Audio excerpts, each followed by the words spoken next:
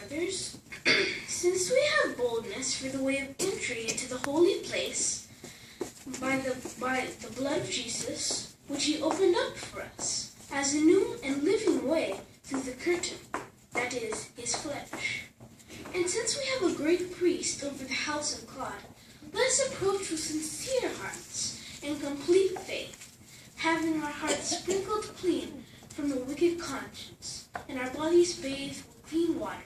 Let us hold firmly with the public declaration of our hope without wavering, for the one who promised is faithful. And let us consider one another so as to incite to love and fine works, not forsaking our meetings together, as some have the custom, but encouraging one another, and all the more so as you see the day drawing near. For if we practice sin willfully after having received the accurate knowledge of the truth, there is no longer any sacrifice for sins left. But there is a certain fearful expectation of judgment and a burning indignation that is going to consume those in opposition. Anyone who has disregarded the law of Moses dies without compassion on the testimony of 2 or 3.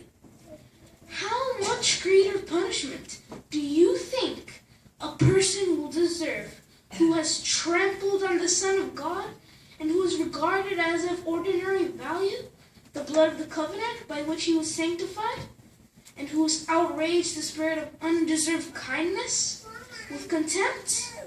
For we know the one who said, "Vengeance is mine, I will repay." And again, Jehovah will judge his people. It is a fearful thing to fall into the hands of the living God. However, keep remembering the former days in which, after you were enlightened, you endured a great struggle along with sufferings. At times you were publicly exposed to reproaches and to tribulations, and at times you shared with those who were having such an experience. For you express sympathy for those in the prison, and you accept joyfully the plundering of your belongings, knowing that you yourselves have a better and an enduring possession. Therefore, do not throw away your boldness, which will be richly rewarded. For you need endurance, so that after you have done the will of God, you may receive the fulfillment of the promise.